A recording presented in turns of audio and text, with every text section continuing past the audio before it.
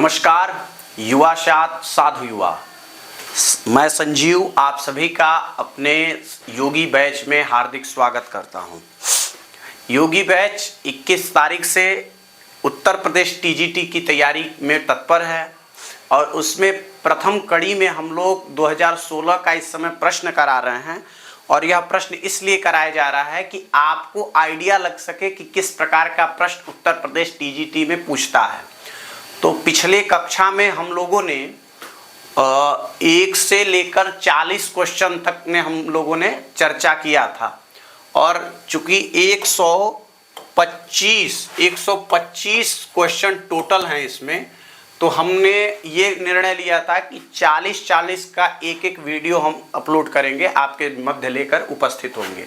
तो पहला वीडियो हमारा 1 से 40 तक था, जिसमें आपका हम लोगों ने चर्चा बढ़िया से उसको किया। उसमें चूंकि थोड़ा गर्मी थी और बहुत कुछ लोगों का फीडबैक भी आया कि सर पीछे ब्लैक में जो आपका वाइट है उसको थोड़ा सा सर और स्पष्ट करें। तो ये पीपीटी तो थोड़ी बन चुकी है, तो अगली बार जब हम पीपीटी बनाएंगे तो आप जो सुझाव हमको दिए हैं उस पर हम विशेष अमल करेंगे। और आज हम जो वीडियो लेकर आए हैं उसमें 41 से लेकर 80 क्वेश्चन तक हम लोग चर्चा करेंगे। ठीक, 41 से 80। और हम ये देखेंगे कि यूपी टीजीटी में किस प्रकार के प्रश्न आपसे पूछ रहे हैं, इस पर हम लोग विशेष चर्चा करने वाले हैं। ठीक, तो आज हम लोग करते हैं। तो आइए चलिए हम लोग प्रारंभ करते हैं। ठीक, तो देखिए पहला प्रश्न जो 41वां नंबर का हमारा प्रश्न है, वह प्रश्न क्या है कि विद्युतवंतम ललित वनिता, यह पंक्ति संबद्ध है। देखिए, तो ये पूछ लिया, एक पद्य उठा लिया और यह पद्य पूछ लिया कि यह पद्य संबद्ध है। यह पद्य कैसा पद्य है, कहां से संबंध है। ठीक, ऑप्शन में आपका क्या है, काव्य का नाम दे दिया। काव्य का नाम इन सेंस की ये नहीं कहा कि ये कहाँ की पंक्ति है। ये जैसे मान लीजिए कोई रघुवंश है, तो रघुवंश किस प्रकार का काव्य है, तो महाकाव्य है, तो वो महाकाव्य दे दिया, न कि रघुवंश नाम दिया। तो ठीक, तो काव्य का नाम दे दिया। अब देखिए कैसे क्या है, तो ये पंक्ति जो है विद्युतवंतम ललित वनिता, यह पंक्ति मेघदूत की पंक्ति है। कहाँ की पंक्ति है, मेघदूत की।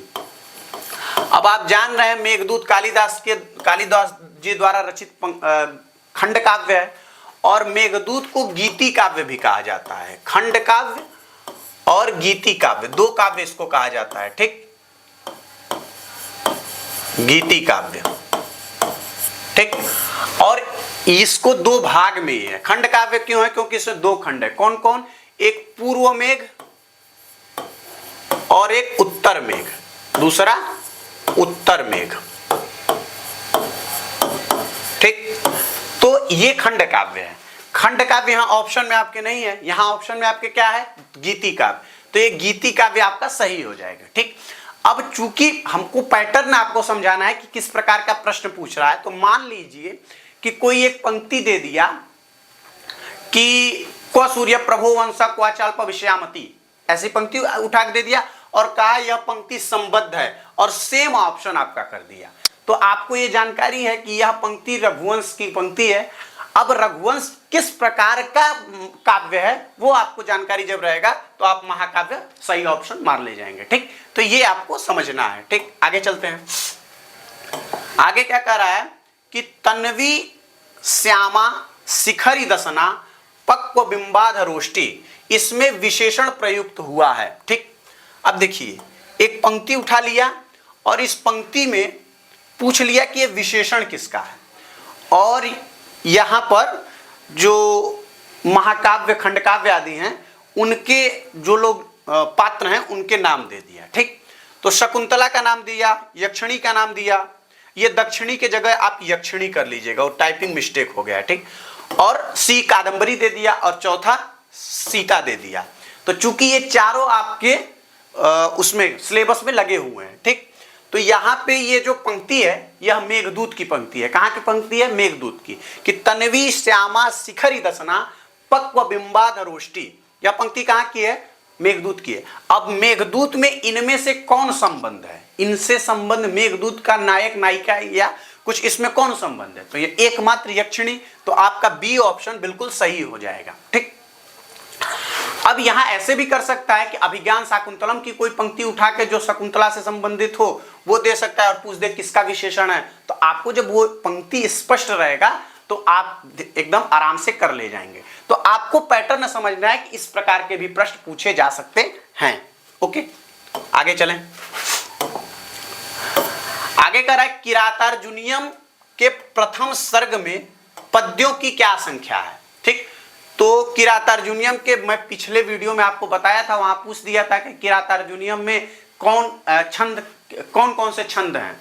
तो मैंने आपको एक मोटा मोटी बताया था कि 1 से लेकर 44 तक वंशस्थ छंद और फिर 45वां नंबर पुष्पिताग्रा और 46वां नंबर मालिनी छंद। तो टोटल प्रथम सर्ग में कितने पद्यों की संख्या है? तो प्रथम सर्ग में 46 पद्यों की संख्या किरातार्जुनीयम में है। ठीक, अब आपका पूछ सकता है कि रघुवंश में पद्यों की संख्या कितनी है। तो रघुवंश में पद्यों की संख्या 45 है, 95 है। ठीक, तो ये भी ध्यान रखना है। इसी प्रकार जो जो महाकाव्य आपके लगे हैं उनमें पद्यों की संख्या क्या है, ये एक सामान्य प्रश्न है, तो ये भी आपको याद में रखना है। चलिए, चूंकि ये सब पढ़ाया जाएगा आपको, लेकिन आपको बताया जा रहा है कि इस प्रकार का प्रश्न आ सकता है। ठीक, अब देखिए, अब कह रहा है बाणस्तु पंचानना यह सूक्ति किसने कही है। ठीक, तो बाणस्तु पंचानना यह सूक्ति चंद्रदेव ने बाण के लिए प्रयोग किया है कि बाण जो हैं आचार्य क्या नाम है जिन्होंने बाणभट्ट, उनके लिए बाणस्तु पंचानना ऐसी पंक्ति कौन कहता है? तो चंद्रदेव ने कहा है ऐसी पंक्ति। ठीक, अब चलिए, अब एक और जयदेव जो हैं ये कहते हैं कविता कामिनी कौतुक प्रयोग करते हैं, किसके लिए? बाणभट्ट के लिए। और पंच बाणस्तु बाण, 2 प्रयोग ये करते हैं। एक करते हैं कि पंच बाणस्तु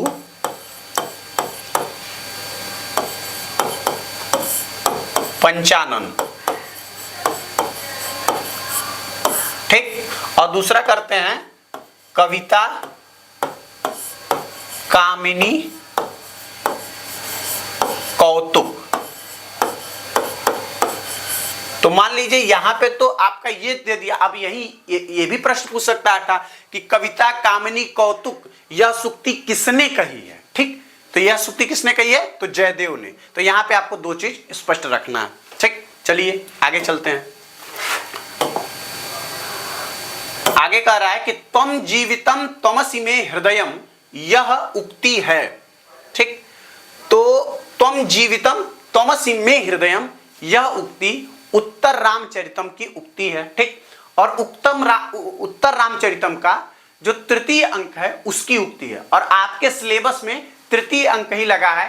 तृतीय अंक को छाया अंक कहते हैं। कौन सा अंक? छाया अंक कहते हैं। ठीक, अब कह रहा है यह सूक्ति किसकी है। ठीक, तो जो आपका ये तो देखिए, ये तो नहीं होगा मेनका और प्रियंवदा, क्योंकि ये 2 यहां का पात्र नहीं है, उत्तर रामचरितम के पात्र नहीं है, ये अभिज्ञान शाकुंतलम के पात्र हैं। ठीक, अब जानकी और वासंती में आपको ध्यान रखना है। तो ये पंक्ति वासंती कहती है किससे? राम से कहती है। त्वम जीवितम त्वमसि मे हृदयम, यह पंक्ति कौन किससे कहता है? तो वासंती जो है यह राम से कहती है। किसके लिए कहती है? तो सीता के पक्ष में कहती है। लेकिन कहती कौन है? तो वासंती कहती है। तो ये ऑप्शन आपका बिल्कुल सही हो जाएगा, सी। तो ऐसे भी प्रश्न पूछ लेते हैं कि पंक्ति उठा देगा और यह पंक्ति किसने कहा, ये एक हो गया। एक पैटर्न होता है कि यह पंक्ति कौन किसके लिए कहा, किसके लिए, तो ये भी आपको ध्यान में रखना है। और किससे कहा, 2 चीज, 3 चीज रखना है। कौन कहा, किसने कहा और किसके लिए कहा, 3 चीज आपको ध्यान रखना है। ठीक, आगे चलिए। आगे कह रहा है व्याकरण में कर्म का मुख्य लक्षण क्या है। ठीक, व्याकरण में कर्म का मुख्य लक्षण क्या है? तो हम लोग जब कारक पढ़ते हैं तो कारक का मुख्य कर्म का लक्षण आता है कर्तुरीप्सितमम कर्म। ठीक, ईप्सित मतलब कर्ता जो एकदम ईप्सित हो वो कर्तुरीप्सितम, ये मुख्य कर्म होता है। और बाकी ये जो है तथायुक्तम च अनिप्सितम अकथितम च, ये सही कर लीजिएगा, हिकृरन्यतरस्याम, हरी कर लीजिएगा यहाँ, ठीक, रिक्रोरनकर्ष्यम। तो ये जो है ये गौण प्रयोजन है, और ये मुख्य प्रयोजन, कर्म का मुख्य लक्षण जो है वो है कर्तुरीप्सितमम कर्म, ठीक। तो ये भी आपको ध्यान रखना है। चलिए आगे क्या है कि निम्नलिखित में से नवासी का संस्कृत में शुद्ध शब्द होगा। नवासी, तो नवासी का ये उपर्युक्त तीनों हो जाएगा। क्यों? क्योंकि नव अशीति, अशीति मतलब 80, 80 में 9 जोड़ दिया जाएगा तो कितना हो जाएगा? नवासीति, तो नवासी हो जाएगा। बी ऑप्शन क्या है कि एको नवति, 90, नवति मतलब 90, एक न नवति मतलब 90 में एक कम, ठीक। तो ये हो जाएगा आपका, ये भी नवासी हो जाएगा। उन नवति, तो ये भी सी भी ऑप्शन सही हो जाएगा। तो उपर्युक्त तीनों के लिए, नवासी के लिए 3 शब्द का प्रयोग संस्कृत साहित्य मतलब संस्कृत व्याकरण में किया जाता है, ठीक। चलिए आगे क्या है कि ग्रीष्म प्लस ऋतु में संधि का रूप बनेगा, ठीक। तो ग्रीष्म प्लस ऋतु है, यहां पर गुण संधि होती है, और देखिए अ प्लस री बराबर अर, ठीक, और अ प्लस ली बराबर अल, अल, ठीक। तो यहां पे री मकारवर्ती आकार और री ये दोनों मिलके क्या हो जाएंगे? अर। तो प्रयोग कैसे बनेगा? तो ग्रीष्म प्लस और, ठीक, अतु, तू, ठीक। अब इसको मिला दिया जाएगा तो क्या हो जाएगा? ग्रीष्म, ये हो जाएगा ग्रीष्मर्तु, ग्रीष्मर्तु, ये शब्द आपका प्रयोग बन जाएगा। तो संधि में आपको एकदम क्लियरिटी होनी चाहिए कि कौन सा प्रयोग कब बनेगा, कौन सा सूत्र कौन लगेगा, ये कुछ भी पूछ सकता है। क्यों? क्योंकि आप अब कोई एंट्रेंस एग्जाम नहीं दे रहे हैं, आप एक नौकरी के लिए एग्जाम दे रहे हैं, ठीक। आगे चलिए,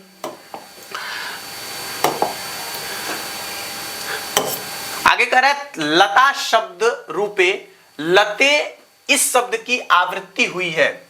अब लता एक शब्द रूप है, स्त्रीलिंग का, आकारांत स्त्रीलिंग शब्द है।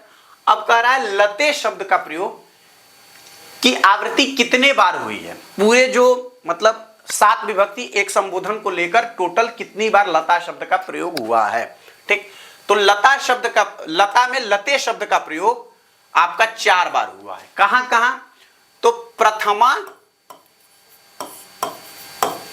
द्विवचन में,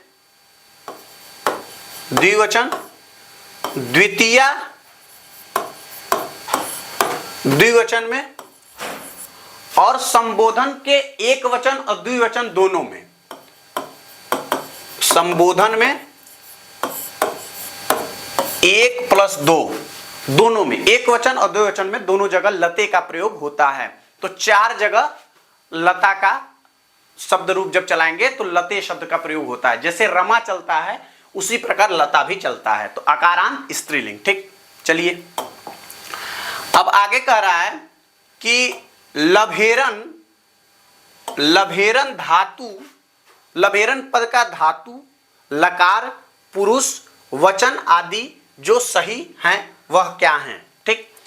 तो सबसे पहले हम धातु को पकड़ेंगे। तो धातु लभ धातु है, तो सब जगह हो जाएगा।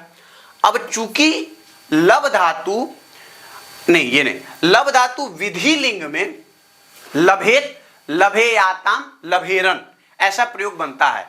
तो विधि लिंग प्रथम पुरुष बहुवचन में यह प्रयोग बनेगा, लभेत, लभेयाताम, लभेरन, ठीक। तो आपको यह ध्यान में रखना है।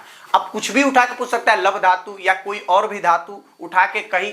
मैं आपको पिछली कक्षा में भी बताया था कि 10 लकार आपको जो हैं वो 10 लकार में आपको प्रयोग याद होने चाहिए, रूप याद होने चाहिए, धातु रूप, और कम से कम 10 गढ़ी जो हैं उन 10 गढ़ी में एक एक परस्मैक पद और एक एक आत्मनेय पद का रूप आपको याद होना चाहिए, ठीक।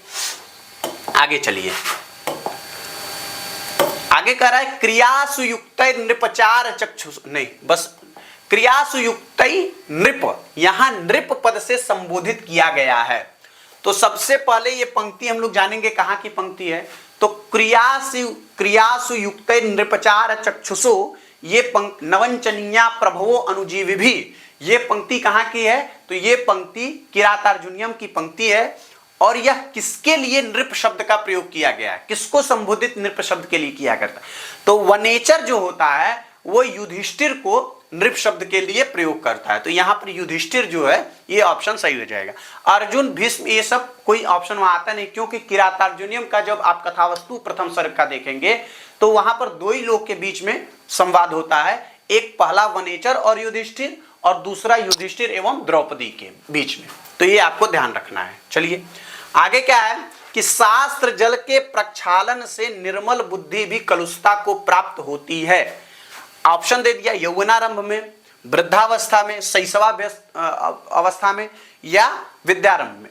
तो वहां पर पंक्ति आती है यौवनारंभे च प्रायः शास्त्र जल, ऐसे पंक्ति ही आती है। और यह पंक्ति कहां की है? तो यह पंक्ति सुकनासोपदेश की पंक्ति है। ठीक, तो यहां पर आपका ये ऑप्शन, ए ऑप्शन सही हो जाएगा। जो सुकनासोपदेश है वहां पर यौवन अवस्था के बारे में पूरा, जो यौवन अवस्था में लक्ष्मी आने के बाद, राज्य प्राप्ति होने के बाद व्यक्ति की जो मानसिकता है वो कैसे परिवर्तन होती है, इन सब विषयों पर विस्तृत चर्चा वहां की गई है। तो उसको भी आपको पढ़ना है, वो हमारे अध्यापक आपको विशेष रूप से पढ़ाएंगे। यहां पर आपको ये देखना है कि किस प्रकार का प्रश्न पूछ रहा है। तो यहां पर देखिए एक पंक्ति उठा लिया, अब ये पूछ दिया कि यह पंक्ति मतलब कलुषता को कौन प्राप्त करता है, किस अवस्था में? तो यौवनारंभे, वो पंक्ति ही सीधे शुरू हुई यहीं से होती है। ठीक, चलिए अब क्या कर रहा है? उत्तर रामचरित के तृतीय अंक में नाट्य संधि है। ठीक, उत्तर रामचरितम के तृतीय अंक में नाट्य संधि है। तो तृतीय अंक को पहले बात छाया अंक कहते हैं, और उत्तर रामचरितम के तृतीय अंक में गर्भ संधि है। कौन सी संधि है? तो गर्भ संधि है। तो गर्भ संधि का वो क्या है? गर्भस्तु दृष्ट नष्टस्य बीजस्यान्वेषणम मुहु। गर्भ संधि में बीज को अन्वेषण हमेशा किया जाता रहता है। ठीक, तो गर्भ संधि इसमें प्रयुक्त हुआ है। इसको किस अंक, कौन सा अंक कहते हैं इसको? तो इसको छाया अंक कहते हैं। और यही आपके सिलेबस में तीसरा अंक लगा भी है, तीसरा अंक आपके सिलेबस में भी लगा हुआ है। ठीक, हाँ, अब एक चीज, अब चूंकि आपके सिलेबस में तीसरा अंक लगा है, लेकिन उत्तर रामचरितम का जो सामान्य अध्ययन है, जैसे उत्तर रामचरितम में कितने सर्ग, कितने अंक हैं, उसके बाद उत्तर रामचरितम के लेखक कौन है, उत्तर रामचरितम का मंगलाचरण क्या है, उत्तर रामचरितम का भरतवाक्य क्या है, विदूषक मतलब विदूषक विहीन है वैसे तो, और उत्तर रामचरितम में नायक नायिका कौन है, इन सब चीजों का आपको अध्ययन बढ़िया से, एक सामान्य अध्ययन आपको एक नोट्स बनाकर करना चाहिए। और ये हमारे टीम द्वारा, जब अभिषेक सर आपका उत्तर रामचरितम का क्लास लेंगे तो जरूर वो पढ़ाएंगे ऐसा। ठीक, चलिए आगे क्या कह रहा है कि सवर्ण लिंगी विदितः समाययौ, यहां वर्णी लिंगी शब्द का अर्थ क्या है? तो देखिए ये पंक्ति किरातार्जुनीयम का जो पहला पद्य है वही की पंक्ति है, और यहां पर वर्णलिंगी जो शब्द है, तो वर्णलिंगी ये ब्रह्मचारी के लिए प्रयोग होता है। और ब्रह्मचारी कौन है? वर्णलिंगी रूपी ब्रह्मचारी कौन है? तो वह है वनेचर, उसके लिए प्रयोग होता है। तो ब्रह्मचारी के लिए यहां प्रयोग हुआ है। देखिए अब एक शब्द उठाकर उसका अर्थ पूछ ले रहा है, उसका भावार्थ पूछ ले रहा है, तो इसको भी आपको ध्यान में रखना है। अब ये ध्यान में आपको कैसे रहेगा? तो जब आप विधिवत अच्छे से अध्ययन किए रहेंगे तो आपको अच्छे से क्लियर रहेगा। अब देखिए अब कह रहा है सखी आवाम तावत उत्कंठाम विनोद इष्यावह, यह उक्ति किसने कही? ठीक, तो यह उक्ति उत्तर अभिज्ञान शाकुंतलम के चतुर्थ अंक की यह उक्ति है, और यह उक्ति प्रियंवदा कहती है। प्रियंवदा किससे कहती है? तो अनुसूया के लिए, अनुसूया से कहती है। और किससे के लिए कहती है? तो आवाम अर्थात वह अपने दोनों के लिए कहती है। प्रियंवदा और अनुसूया के लिए यह पंक्ति कहती है। ठीक, तो ये आपको ध्यान में रखना है। अब देखिए ये एक मतलब ऐसा नहीं है कि पद्य भाग का ये पंक्ति, ये गद्य भाग की पंक्ति है और वो उठा के पूछ लिया है। तो आपको पद्य जो आपका जो सिलेबस में चतुर्थ अंक लगा हुआ है अभिज्ञान शाकुंतलम का विदाई, उसमें 22 पद्य हैं टोटल। उन 22 पद्य को तो आपको अच्छे से स्मरण करना ही है, लेकिन उसमें जो गद्य भाग भी लगे हैं उसको भी आपको प्रकृति प्रत्यय के साथ अच्छे से अध्ययन आपको करना पड़ेगा, वो अभिषेक सर आपको पढ़ाएंगे। ठीक, अब देखिए आगे चलते हैं। आगे क्या कह रहे हैं, यद्यपि पद का संधि विच्छेद है। अब देखिए यद्यपि में यदि प्लस अपि संधि विच्छेद होगा। ठीक, और इसमें कौन सी संधि हुई है, तो इसमें गुण संधि हुई है। कौन सी संधि, गुण संधि। ठीक, तो इसमें आपका ये ऑप्शन जो है ये आपका सही हो जाएगा। कैसे, तो देखिए यदि प्लस अपि रहता है, अपि। अब यहां पे एक सूत्र आप पढ़े होंगे, शुद्धि उपास्य, नहीं शुद्धि उपास्य सूत्र नहीं, इको यणची, सॉरी वो तो प्रयोग है, इको यणची।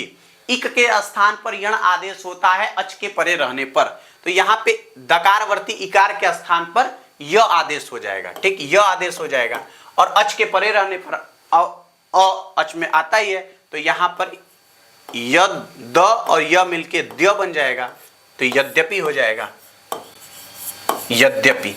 ठीक, तो आपको यह ध्यान रखना है। तो ये पहला ऑप्शन आपका बिल्कुल सही है। देखिए संधि से 2 प्रश्न अभी तक हो चुके हैं। चलिए आगे क्या कह रहा है कि भानु शब्दस्य प्रथमा विभक्तौ बहुवचने रूपम भवति। ठीक, भानु शब्द का प्रथमा विभक्ति में बहुवचन में कौन सा रूप बनेगा। ठीक, तो भानु शब्द एकदम हरि के समान चलता है, लेकिन यह उकारांत शब्द है। ठीक, कौन सा शब्द है, उकारांत। तो भानु, भानु, भानवः ऐसा प्रयोग होता है, तो भानवः जो है ये ऑप्शन आपका सही हो जाएगा। तो इसके लिए आपको शब्दार्थ जो लगे हुए हैं आपके शब्द रूप, उसको भी आपको याद करना है, और प्रक्रिया के साथ आपको देखना है कि कौन सा प्रयोग कहां पे बनता है, कौन से सूत्र से बनता है, ये आपको अच्छे से ध्यान रखना है। ठीक, आगे चलिए। आगे क्या कह रहा है, तत्पुरुष सूत्र जो है, तत्पुरुष सूत्र, यह तत्पुरुष सूत्र है। तो तत्पुरुष किस प्रकार का सूत्र है, जैसे सूत्र जो होते हैं वो कई प्रकार के होते हैं, संज्ञा, परिभाषा, विधिर, नियम एवं देशोधिकारश्च, ऐसा। तो अधिकार सूत्र, संज्ञा सूत्र, समास सूत्र, ऐसे कई प्रकार के सूत्र होते हैं। तो तत्पुरुष जो है यह किस प्रकार का सूत्र है, पूछ लिया। तो तत्पुरुष जो है वो आपका अधिकार सूत्र है। ठीक, पूछे अधिकार क्यों है, तो कहते हैं कि अधिकार इसलिए है, एकत्र उपान्यस्य अन्यत्र व्यापारः, एकस्य उपान्तस्य अन्यत्र व्यापारः अधिकारः। मतलब जो है जिसका अधिकार जाए, जैसे तत्पुरुष का अधिकार कहां तक जाता है, तो बहुब्रीहि के पूर्व तक तत्पुरुष का पूरा अधिकार उस प्रकरण में रहता है, तो ये अधिकार सूत्र है। ठीक, इसी प्रकार संज्ञा सूत्र होता है कि जहां पर संज्ञा होती है, तो ये आपका व्याकरण में जब आएगा तो आपको वहां पढ़ाया जाएगा। तो यहां आपको अभी जानना है कि अधिकार सूत्र कैसा होता है, तो तत्पुरुष जो है वह अधिकार सूत्र है, वो जाता है। ठीक, अधिकार जहां तक जाता है उसका। चलिए आगे चलते हैं। आगे कह रहा है विद्वानों के समाज में अपंडितों का आभूषण है। ठीक, अब विद्वान लोग जो होते हैं उनके समाज में अपंडितों का आभूषण क्या है, तो मौन जो रहना, मौन रहना विद्वानों के समाज में अपंडितों का आभूषण है। क्यों, क्योंकि वो जब तक नहीं बोलता है तब तक वो भी मतलब उसका आभूषण वही बचा रहता है, लेकिन जब बोल देता है तो उसकी सब अविद्वता जो रहती है, उसकी अपंडित भावना जो रहती है। अब जो कि पंडित शब्द से आप ये अर्थ मत लीजिएगा कि पंडित मतलब ब्राह्मण होता है। पंडित का मतलब होता है ज्ञानी, विद्वान, ऐसा शब्द आते हैं। तो अपंडित मतलब मूर्ख। तो मूर्खों का आभूषण विद्वानों की समाज में कैसा रहता है, तो उनका आभूषण मौन, उनका आभूषण क्या होता है, मौन।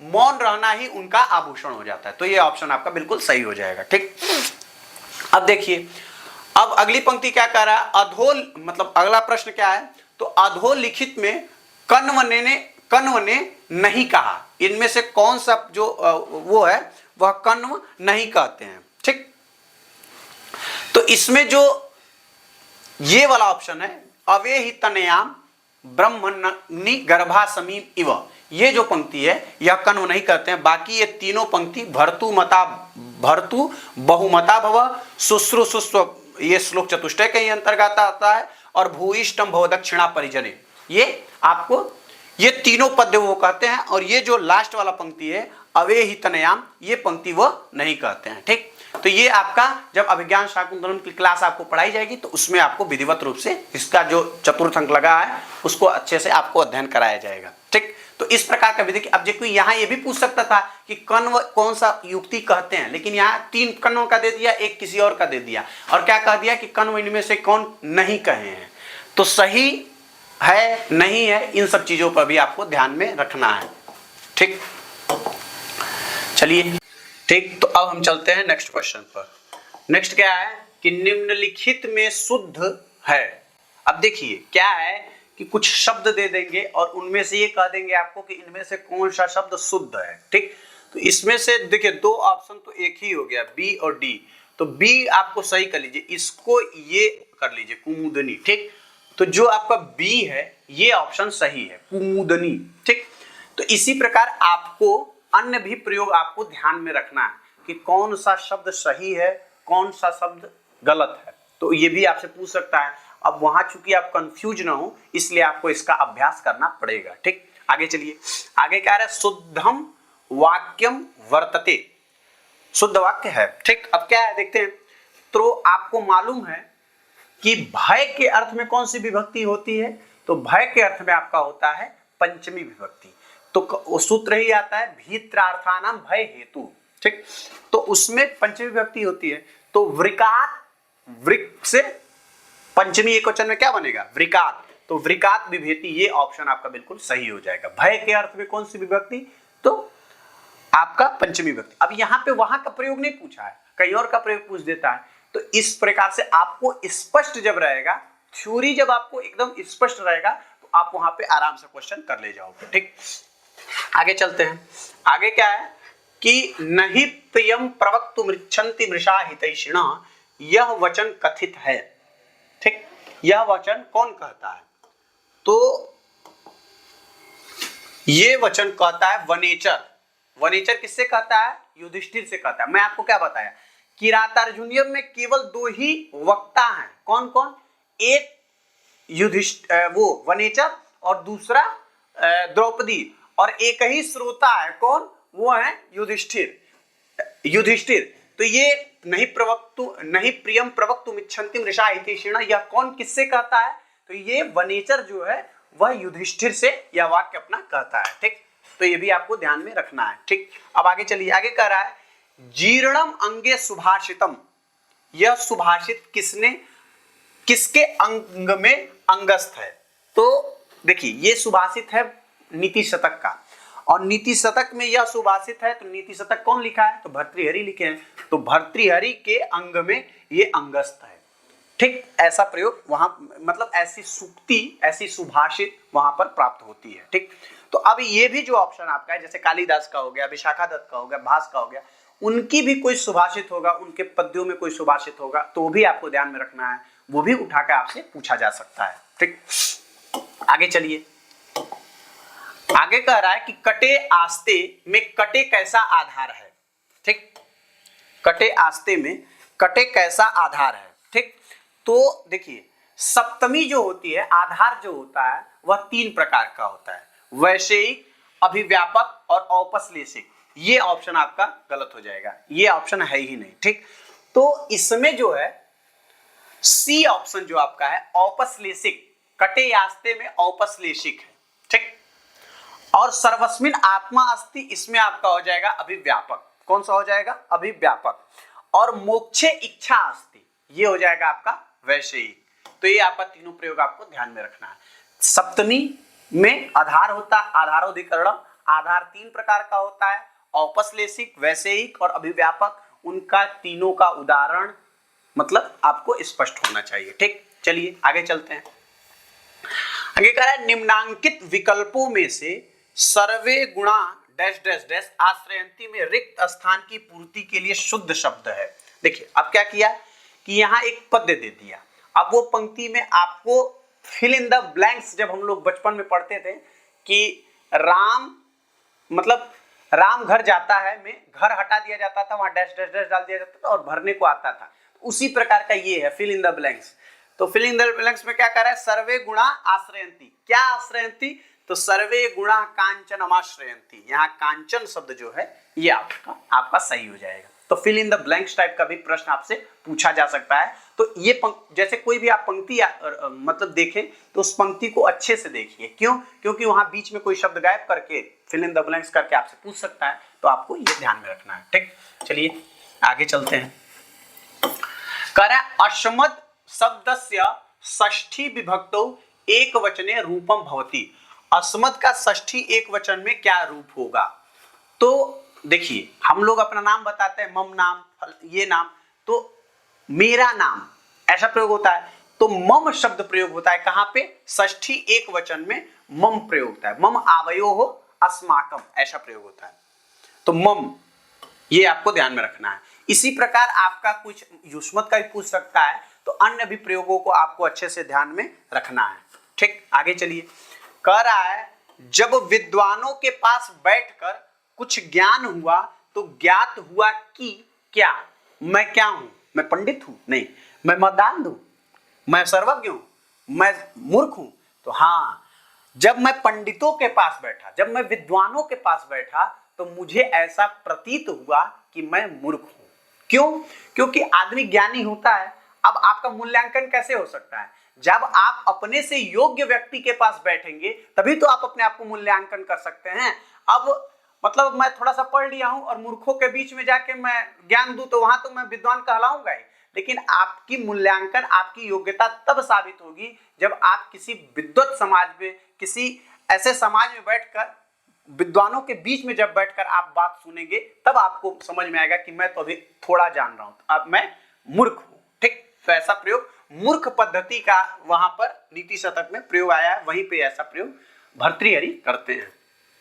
अब देखिए, कह रहा है देने के अर्थ में परस्मै पद दा धातु का प्रथम पुरुष बहुवचन में रूप होगा। तो ददाति दत्तः ददति, ददाति दत्तः ददति ऐसा प्रयोग आता है। ददाति दत्तः ददति, तो ये ददति शब्द आपका जो ये सही हो जाएगा। अब देखिए एक चीज और आपको ध्यान में रखना है, चूंकि जो दा धातु है, दा धातु ये परस्मै पदी भी है, परस्मै पदी और आत्मनेपदी, आत्मनेपदी, यह दोनों प्रकार का प्रयोग है, उभयपदी धातु है। ठीक, तो आपको इस धातु का आप दोनों प्रयोग याद कर सकते हैं, वो आपको काम आएगा। ठीक, चलिए आगे क्या कह रहा है कि और अभिज्ञान शाकुंतल के चतुर्थ अंक में किस अर्थोपक्षेपक का प्रयोग किया गया है? तो सबसे पहले आपको जानना है कि अर्थोपक्षेपक कितने होते हैं। ठीक, अर्थोपक्षेपक तो 10 रूपक में जब आप लास्ट में प्रथम सर्ग का प्रथम प्रकाश के लास्ट में आप जाएंगे तो वहां पर 5 प्रकार का अर्थोपक्षेप बताया गया है। विस्कंभक, चूलिका, अंकास्य, अंकावतार और प्रवेशक। ठीक, 5 प्रकार का प्रवेशक मतलब विस्कंभक हुए, अर्थोपक्षेपक हुए। अब अर्थोपक्षेपक में अभिज्ञान शाकुंतलम के चतुर्थ अंक में किस प्रकार का अर्थोपक्षेपक का वर्णन प्राप्त होता है? तो वहां पर विस्कंभक नामक अर्थोपक्षेपक प्राप्त होता है। क्या? तो वृत्तवर्तिष्यमाणानां कथांसानां निदर्शकः। ठीक, वृत्तवर्तिष्यमाणानां कथांसानां निदर्शकः संक्षेपार्थस्तु विस्कंभ, ऐसा प्रयोग वहां पर प्राप्त होता है। तो विस्कंभक का काम क्या है? तो पूर्व की कथा और पर की कथा, दोनों कथाओं का संक्षिप्त में जानकारी देना, यही विस्कंभक का काम है। तो यहाँ पर चतुर्थ अंक में ऐसा प्राप्त भी होता है, वहां दुष्यंत की भी कथा बता दी जाती है और आने वाले भी कथा का सूचना दी जाती है, तो इसलिए यहाँ पर विस्कंभक हो जाएगा। ठीक, चलिए आगे चलते हैं।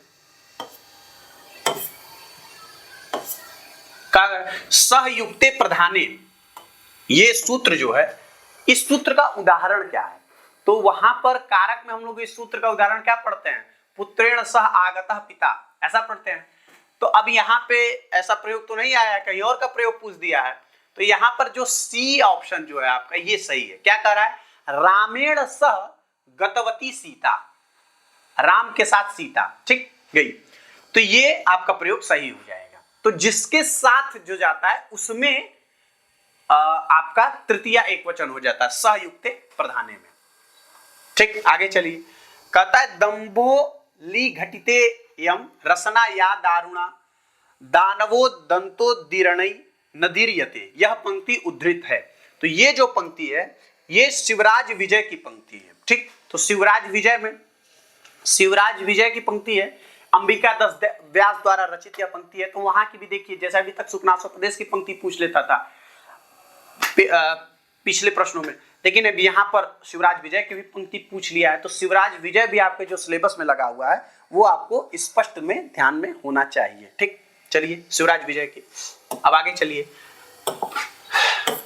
आकर निम्नलिखित में से शुद्ध वाक्य है, तो अधिगर्तदयेषां कर्मणि एक सूत्र है, तो उसका उदाहरण है मातु स्मरति। तो मातु स्मरति उदाहरण है। अब इसमें बस पुत्र जोड़ देना है, तो पुत्र मातु स्मरति, ऐसा प्रयोग, ये प्रयोग आपका, ये विकल्प आपका सही हो जाएगा, शुद्ध वाक्य हो जाएगा। आगे चलिए, किरातार्जुनीयम के आधार पर चार चक्षुषः कहा गया है। तो किसको चार चक्षुषः कहा गया है? तो कहा गया है कि नृपचार चक्षुषैः क्रियासु युक्तैर नृपचार चक्षुषैः। नृप अर्थात राजा, तो राजा को चार चक्षुष कहा गया है। ठीक, तो ये आपको देखिए पद्य था, अब उसमें से तोड़ के एक पूछ दिया, चार चक्षुष किसके लिए प्रयोग हुआ? तो नृप के लिए। ठीक, आगे चलिए, आगे कह रहा है चतुः कपालः संधि करने पर शब्द बनेगा। तो ठीक, तो बना लेते हैं। तो क्या नाम है यहाँ पर चतुः कपालः, तो यहाँ पर ये जो सी ऑप्शन आपका है ये आपका सही हो जाएगा, चतुष्कपालः। ठीक, और होगा नहीं, ये होगा नहीं, तो ये ऑप्शन जो है आपका चतुष्कपालः, ये ऑप्शन आपका बिल्कुल सही हो जाएगा। ठीक, आगे चलते हैं। आगे क्या कर रहा है? प्रतिहारा नुपकरण संभार संग्रहार्थाम आदि देश। यहां पर उपकरण जो है, ये जो उपकरण है, पद की व्युत्पत्ति करिए। किसकी पद की व्युत्पत्ति करनी है? तो उपकरण की। अब आपके पास ऑप्शन दे दिया। ठीक, तो देखिए उप तो हर जगह हो जाएगा और क्री भी हो जाएगा। अब इसमें कौन सा प्रत्यय हुआ है कि उपकरण सही हो जाएगा, ये आपको देखना है। तो घय प्रत्यय होगा नहीं, क्यों? क्योंकि घय में क्या बसता है? अ, तो उपक्री अ होकर उपकरण नहीं बन सकता है। उसके बाद बचता है ल्यूट और रूल, ये भी नहीं होगा। तो ल्यूट और रूल में क्या है? तो इसमें बचता है, ल्यूट में बचता है यू और रूल में बचता है वू। तो यू को क्या होता है? यू को अन आदेश हो जाता है और वू को अक आदेश हो जाता है। ठीक, तो व्याकरण में जो करण है वो ल्यूट प्रत्यय ही होने से बनता है। तो यहां पर भी उप सर्ग पूर्वक क्री धातु से ल्यूट प्रत्यय करने पर ल्यूट में यू बचता है, यू को अन आदेश होने पर उपकरण शब्द सिद्ध हो जाएगा। तो ये ऑप्शन बी ऑप्शन आपका बिल्कुल सही ऑप्शन है। तो इस प्रकार देखिए प्रक्रिया पूछ लिया है, तो प्रक्रिया जब आप पढ़े रहेंगे तो आप एकदम अच्छे से आप कर ले जाएंगे। अब देखिए कह रहा है, अब देखिए ये कारक का प्रयोग है और कारक में सूत्र और उदाहरण मैंने आपको बताया था कि सूत्र उदाहरण हमको पढ़ना इसलिए जरूरी है क्योंकि सूत्र उदाहरण से निश्चित एक ना एक प्रश्न पूछता ही है। जैसे यहां पूछ दिया जटाभि तापसः, इस सूत्र से किस सूत्र से बनेगा? यहां प्रयोग ऊपर पूछ दिया, चार सूत्र आपको दे दिया, अब आपको बताना है। तो देखिए ये जो है ये इत्थम भूत लक्षणे से ये बनेगा, इत्थम भूत लक्षणे से बनेगा ये। ठीक, अब एनांग विकारा है, एनांग विकारा का उदाहरण क्या है? तो अक्षणाकाणा है। तो ये सब भी आपको सूत्र के साथ उसका उदाहरण आपको अच्छे से ध्यान में रखना है। क्यों? क्योंकि वो प्रश्न जरूर ही नित्य है कि वह प्रश्न पूछता ही है। अब देखिए, अब यहां पर समास का एक प्रयोग पूछ दिया, कह रहा है कृष्ण सर्प पद का समास विग्रह होगा। ठीक, तो यहां पे जो सी ऑप्शन है कृष्ण सर्प, कृष्ण सर्प, ये ऑप्शन आपका बिल्कुल सही हो जाएगा। तो समास को भी आपको जो सूत्र लगे हैं उसका उदाहरण, उसका दो विग्रह जो होता है, एक लौकिक विग्रह एक अलौकिक विग्रह, दोनों विग्रह आपको अच्छे से, ये सब आपको पढ़ाया जाएगा। ऐसा नहीं कि नहीं पढ़ाया जाएगा, लेकिन हम बस आपको ये बता रहे हैं कि इस प्रकार के प्रश्न पूछे जाते हैं, आपको इस तरीके से प्रिपरेशन करना है। ठीक, चलिए आगे चलते हैं। आगे कह रहा है सदानुकूलेषु हि कुर्वते रतिम नृपेष्वमात्येषु च सर्व संपद। यह सूक्ति उद्धृत है। तो यह सूक्ति कहाँ उद्धृत है? तो यह सूक्ति उद्धृत है किरातार्जुनीयम में। कहाँ उद्धृत है? किरातार्जुनीयम में। और यह कौन कहता है? तो ये कहता है वनेचर। किससे? युधिष्ठिर से। तो ये भी आपको ध्यान में रखना है। अब देखिए, ठीक ना। तो अब आपको और चीज देखिए। अब यहाँ क्या है? रिक्तः सर्वो भवति लघु पूर्णता गौरवाय। कथन में गंभीरता सूचक शब्द है। तो जो गौरवाय शब्द है ये गंभीरता वाचक शब्द है। ठीक। तो अब इससे क्या हुआ? अब इससे भावार्थ तो पूछा है, लेकिन इसके बाद उसका मतलब विशेष रूप से भी शब्द का अर्थ पूछ ले रहा है। तो इन सब चीजों को जब आप अच्छे से अध्ययन किए रहेंगे तो आपको विधिवत जानकारी इसमें प्राप्त होगी। ठीक। तो इस प्रकार हम लोगों ने आज 41 से लेकर 80 प्रश्नों तक हम लोगों ने चर्चा की। नेक्स्ट क्लास में हम लोग क्या करेंगे? हम लोग 81 प्रश्न से लेकर 125 प्रश्न तक हम लोग चर्चा करेंगे। ठीक। इस जो वीडियो हम लोग आपको दे रहे हैं, इस वीडियो को ज्यादा से ज्यादा शेयर करिए। क्यों? क्योंकि हर व्यक्ति तक हमको पहुंचना है जिसके पास साधन की कमी है। और यह क्लास एकदम निःशुल्क संस्कृत स्पेस द्वारा चलाई जा रही है। तो आप लोगों से निवेदन है कि इसको ज्यादा से ज्यादा शेयर करिए, सब्सक्राइब करिए और हमारे साथ जुड़िए। हम आप जो कहेंगे वो हम पढ़ाने के लिए तत्पर यहाँ पर हैं। और जो जो चीज आपका संस्कृत जगत में, संस्कृत वांग्मय में लगा हुआ है, वो हम लोग जरूर आपके बीच लेकर आएंगे और आपको इससे बहुत ज्यादा लाभ भी प्राप्त होगा। हम लोगों ने सीयूटी पीजी की क्लास बहुत अच्छे से चलाई और उससे बच्चों को लाभ भी हुआ। तो निश्चित रूप से ये हमारा पहला बैच टीजीटी का है और इसमें जरूर जो लोग हमसे जुड़े हैं उनको विधिवत लाभ होने वाला है। एक एक सब स्कॉलर इसमें हैं, शोध छात्र हैं। शोधपूर्ण सामग्री के साथ आपको अध्ययन कराया जाएगा। तो इससे आप जुड़े रहिए। धन्यवाद।